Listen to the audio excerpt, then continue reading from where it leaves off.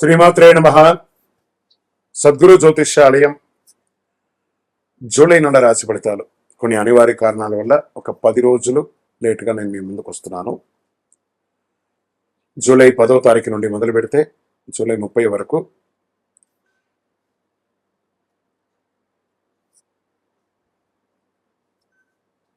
గ్రహాలన్నీ కూడా ఎలాంటి ఫలితాలు ఇవ్వబోతున్నాయి, ఈ 20 రోజుల్లో ఉద్యోగ, వ్యాపార, వ్యవహార, కుటుంబ అన్ని కూడా గోచార ప్రకారంగా ఎలా ఉన్నాయని చెప్పి మేము ముందుకు రాబోతున్నాను. జ్యోతిష్యం అంటే అందరికీ ఒక ఉత్సాహం. ఈ నెల నాకు ఎలా ఉండబోతుంది అనేది. చాలా మంది గురుగారు ఈ నెల మీరు నాకు అందుబాటులో లేదు అనడం కొన్ని అనివార్య కారణాల వల్ల నేను కాస్త ఆలస్యంగా వచ్చాను. మీకు కలిగిన ఇబ్బందికి క్షమించండి. జ్యోతిష్యం పడుతున్న వర్షానికి ఒక గొడుగు మాత్రమే కానీ జ్యోతిష్యం జీవితం కాదు. ఈ యొక్క ఫలితాలన్నీ మీ యొక్క వ్యక్తిగత జాతకానికి ఒక 30% మాత్రమే వర్తిస్తుంది. కన్యా రాశి మిత్రులారా, జూలై 10 నుండి జూలై 20 వరకు 2030 వరకు కట్ ఎడిటర్స్ దీన్ని మళ్ళీ రిపీట్. కన్యా రాశి మిత్రులారా, జూలై నెల 10వ తారీఖు నుండి 30వ తారీఖు వరకు 2026 శుభాశుభ ఫలితాలు ఎలా ఉన్నాయి అంటే, ఈ నెల గ్రహాలంతా కూడా బుధుడు మీ రాశికి అధిపతి కావడంతో మేధాశక్తి, వివేకం, ప్రణాళికబద్ధమైన ఆలోచనలు పెరుగుతాయి. గురుగ్రహ అనుగ్రహంతో గౌరవం, జ్ఞానం, ధనయోగం బలపడతాయి. శని కష్టానికి తగిన ఫలితాలు అందిస్తాడు. శుక్రుడు కుటుంబ సౌఖ్యాన్ని, రాహు వృత్తిలో కొత్త అవకాశాలు, కేతు ఆధ్యాత్మిక చైతన్యాన్ని పెంచి మిశ్రమ ఫలితాన్ని ఇస్తున్నారు. ఈ నెలంతా కూడా వ్యాపార విస్తరణకు అనుకూలమైనటువంటి సమయం. This is the right time for expansion of your business. Pharma, Vidya, accounting, consultancy, IT, printing, వ్యవసాయ అనుబంధ వ్యాపారాలు మంచి లాభాలు ఇస్తాయి. మ్యానుఫ్యాక్చరింగ్ యూనిట్స్ ఉన్న వారికి ఇట్స్ అ బ్యూటిఫుల్ టైం అని కూడా చెప్పచ్చు. సంబంధించిన విషయాలు నిర్లక్ష్యం మాత్రం చేయకండి. ఆదాయ వనరులు పెరుగుతాయి. నిలిచిపోయిన పనులు చెల్లింపు అందుతాయి. పెట్టుబడుల విషయంలో తొందరపడకుండా విశ్లేషించే నిర్ణయం తీసుకుంటే మంచి లాభాలను పొందుతారు. కుటుంబ అవసరాల కోసం చేసే ఖర్చులు శుభ ఫలితాలను ఇస్తుంది. ఉద్యోగస్తులకు ఉన్నతాధికారుల ప్రశంసలు పొందుతాయి. పదోన్నతి, జీతం పెంపు లేదా కొత్త బాధ్యత వచ్చే అవకాశం ఉంటుంది. ఉద్యోగం మార్పు కోరుకునే వారికి ఈ నెల రాకపోవచ్చు, కొంచెం వెయిట్ చేయండి. ప్రభుత్వ రంగంలో ఉద్యోగస్తులు పదోన్నతి, బదిలీ లేదా ప్రత్యేక బాధ్యత వచ్చే సూచనలు ఉన్నాయి. ప్రభుత్వ పరీక్షలకు సిద్ధమవుతున్న వారికి అనుకూల సమయం. టెండర్, లైసెన్స్, అనుమతులు పూర్తయ్యే అవకాశం ఉంటాయి. రెన్యువల్స్ అంతా కూడా చేసుకోవడం మంచిది. ఇంకా ప్రైవేట్ రంగంలో IT, banking, data analyst, health care, pharma, multinational company కొత్త ప్రాజెక్టులు వచ్చే అవకాశాలు, విదేశీయ క్లయింట్లతో పనిచేసే అవకాశాలు కూడా ఎక్కువ కలుగుతాయి. ఇంకా కుటుంబ సభ్యులు ఆనందంగా ఒక విహారయాత్ర వెళ్ళడం, ఆధ్యాత్మిక యాత్ర వెళ్ళడం లాంటిది ఉంటుంది. తల్లిదండ్రుల యొక్క ఆరోగ్యం పట్ల శ్రద్ధ వహించడం చాలా మంచిది. ఇంకా ప్రేమికులు ఒకరి పట్ల అపారమైనటువంటి ప్రేమ పెరుగుతుంది. వివాహ ప్రయత్నాలు కలిసి వచ్చే అవకాశాలు ఉన్నాయి. దంపతుల మధ్య అన్యోన్యత, జీవితంలో పరస్పర గౌరవం, సహకారం పెరుగుతుంది. ఇంకా కళాకారులకి సినిమా, టీవీ ఇండస్ట్రీస్ వారికి ఎలా ఉందంటే, డిజిటల్ మీడియా, రచన, సంగీతం, డబ్బింగ్, యాంకరింగ్ రంగాల్లో ఉన్న వారికి కొత్త అవకాశాలు వస్తున్నాయి. మీ ప్రతిభకు మంచి గుర్తింపు వస్తుంది.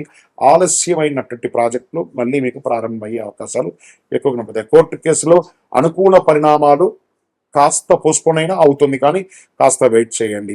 ఆస్తి వివాదాలు పరిష్కారం అయ్యే అవకాశాలు ఉన్నాయి. వాహనం నడిపేటప్పుడు జాగ్రత్త సుమి.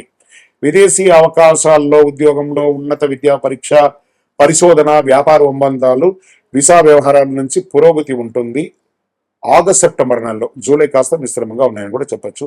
షేర్ మార్కెట్, దీర్ఘకాలిక పెట్టుబడులు ఇది అనుకూలమైనటువంటి సమయం. ఎందుకంటే మార్కెట్లో చాలా కరెక్షన్స్ వచ్చింది కాబట్టి, లో ప్రైస్లో ఉంది కాబట్టి you can invest on long term.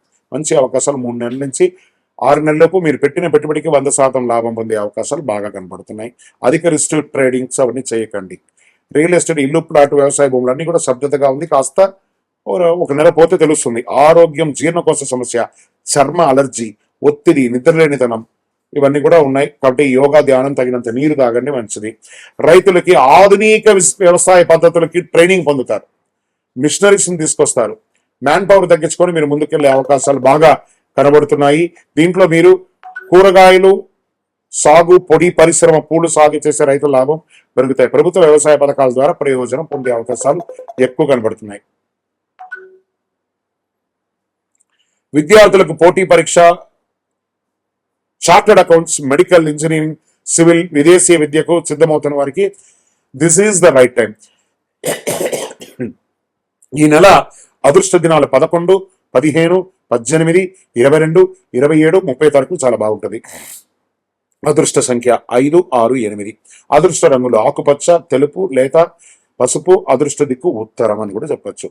ఈ నెలంతా కూడా పరిహారం అంతా ఉంది. మహావిష్ణువు లేదా హయగ్రీవ స్వామి వారిని దర్శించడం, తులసీ దళముతో అర్చన చేయడం, విష్ణు సహస్రనామ పారాయణం చేయడం, ఓం బుధాయ నమః అని 108 సార్లు పారాయణం చేయడం, శ్రీ విష్ణు సహస్రనామంలో శ్రీరామ రామ రామేతి రమే రామే మనోరమే సహస్రనామ దత్తునిం రామనామరాని అనే మంత్రాన్ని ఎక్కువ చెప్తూ ఉండండి. అన్ని ఆటంకాలు తొలగుతాయి.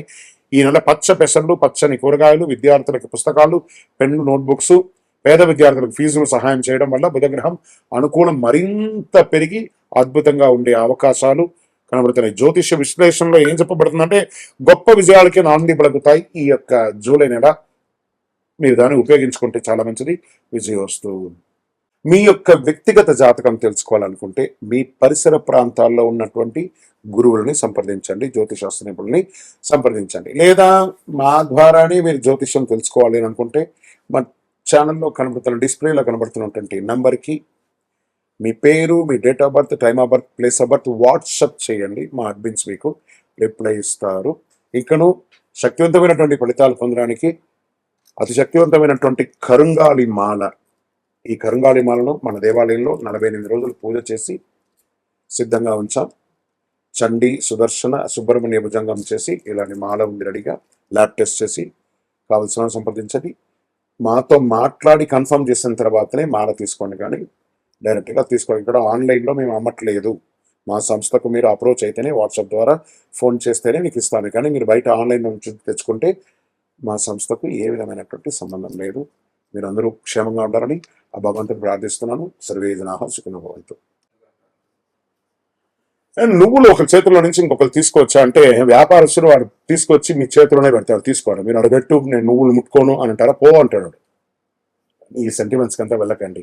పూజ కార్యక్రమాల్లో, పితృకర్మల్లో వాడే ఒక పవిత్రమైనటువంటి వస్తువు ఏదైనా ఉందంటే నువ్వులే, మన పితృలకు వెళ్ళేది. కాబట్టి ఇలాంటి చెడు సెంటిమెంట్స్కి వెళ్ళకండి. ప్రాక్టికల్గా ఉండండి. మనం ఏ ప్రపంచంలో ఉన్నాం ఆలోచించండి. మీకే నువ్వులు అనేది, మన నువ్వులు ఉండ తినమా? మనం నువ్వులు వంటలో పొడిగా వేసుకోమా? తెల్ల నువ్వులు కానీ నల్ల నువ్వులు కానీ. నువ్వులు చెడు కాదని పితృలకు ఇచ్చే ఒక అద్భుతమైనటువంటి ప్రసాదం, వరప్రసాదం నువ్వులు అంటారు. విజయోస్తు. అన్నదానం చేస్తే ఏమవుతుంది? నహి నహి బహుదానం అన్నదానం సమానం అన్నారు. ఏం చెప్పారు? గజతురగ సహస్రం గోకులం కోటిదానం కనకరచిత పాత్రం మేదిని సాగరాంతం ఉభయ కుల విశుద్ధం కోటి కన్యా ప్రదానం నహి నహి బహుదానం అన్నదానం సమానం అన్నారంటే 1000 ఏనుగులు 1000 గుర్రాలు ఇచ్చినా కూడా ఫలితాలు ఉండదట. కనుక రచిత పాత్రం మేదిని సాగరాంత వజ్ర వైడూర్య మణిమేద గోమేదకాలు ఆకాశమంత ఎత్తుకి పాతాళమంత లోతుకి పోషించిన గురుగారు మీ చేతిలో ఉన్న ఉంగరం ఇస్తే బాగుంటుంది అనే ఆశ ఉంటుందట. ఉభయ కుల విశుద్ధం కోటి కన్యా ప్రదానం, 2 కుటుంబాన్ని కలిపే కోటి కన్యాదానం చేసినా మాకు పెట్టిపోతలు పెట్టలేదు, మాకు వియ్యంకుడు మర్యాద పెట్టలేదు, మాకు సాంబార్ వేయలేదు, మాకు స్వీట్ ఇవ్వలేదు, ఆడపడుచు లాంఛనం, ఇలాంటి కొరతలు వస్తూనే ఉంటాయి. కానీ ఒక్క అన్నదానం చేస్తే, ఆ అన్నదానంలో ఏం చేస్తున్నాడు? భోజనం వాడు చెప్తున్నాడు. భూర్భోత్సవ నెంబర్ గో దేవశ్రీ దేవస అమరదోస్తు ప్రాణాయస వానాయస వ్యానాయస ఉదానయస, నేను వైశ్వానర ఆహుతి చేస్తున్నాను. లోపల ఒకడు వైశ్వానుడు ఉంటారట. వాడు సంతోషంగా ఉంటే ఆశీర్వదిస్తాడట. వాడు ఆకలి అయితే కోపంగా మాట్లాడతాడట. వాడు కడుపు నిండి ఉన్నప్పుడు ఆశీర్వాదం మంచిగా నవ్వుతూ మాట్లాడతాడు. కోపం ఎప్పుడు వస్తుంది? లోపల ఆకలి ఉన్నప్పుడు వస్తుంది. ఆ తినేటప్పుడు ఆ పెడతాడట. భోజనం పెట్టిన వాళ్ళకి నహి నహి బహుదానం అన్నదానం సమానం. ఒక ముద్ద ఎక్కువైతే మనం ఏం చెప్తాం? చాలు, పెట్టకండి, కడుపు నిండిపోయింది, చాలు చాలు అంటే చూసారా? ప్రపంచంలో చాలు చాలు అని చెప్పే ఏకైక దానం ఏదైనా ఉందంటే నహి నహి బహుదానం అన్నదానం సమానం. ఆ వైశ్వానుడు దీవిస్తాట. ఆహా, ఈ ఆహారం పెట్టిన కుటుంబం, వంశం, వారి యొక్క చరిత్ర, ఇటు 7 లోకాలు అటు 7 లోకాలు, వీరు సుభిక్షంగా ఉండాలని చెప్పి ఆ వైశ్వానుడు ఆశీర్వదిస్తాడట. కాబట్టి అన్నదానం పెట్టాలి. బాగా బలిసి కడుపు నిండా ఉన్నవాడికి కాదని పెట్టేది. ఒక్క పూట కూడా అన్నం లేకుండా అన్నమో రామచంద్ర అని అలమటిస్తూ ఉంటారు చూసారా, వాడికి పెట్టండి అన్నదానం. స్ట్రేంజర్స్ కి పెట్టండి. పెట్టి చూడండి. మీ ఇంట్లో అన్నం పెడతారు కదా, మీరు తింటున్న తర్వాత ఒక్క గరిటైనా మిగిలి ఉండదా? ఆ ఒక్క గరిట తీసుకుపోయి రోడ్డు మీద ఎలా వెళ్తుంటారు కదా, వాళ్ళు మీ ఇంటి పక్క రాకపోయినా తీసుకుపోయి భోజనం ఇచ్చున్నాయి. బాంచన్ 2 రోజులైంది తిని, అయ్యా నువ్వు మంచిగా ఉండాలని వాడు కడుపు నిండా దీవిస్తాడండి. అలాంటి అన్నదానం చేసి చూడండి. నెలకు ఒక్కరోజు ఒక్కడికి భోజనం పెట్టండి. అది అలవాటుగా చేసుకోండి. అది 10 రోజులకు ఒకసారి వస్తుంది, తర్వాత అది రోజుగా మారుతుంది. ఒక్కరికి మనం తినేటప్పుడు నాకు ఈ రోజు నా కష్టంతో కడుపు నిండా ఉంది, ఇవి లేకుండా ఎంతమంది ఉన్నారనే ఒక భావన మీలో వచ్చిందనుకోండి, మీ గురించి భగవంతుడు ఆలోచించడం మొదలు పెడతాడు. అదే అన్నదానంలో ఉన్న గొప్ప సందేశం.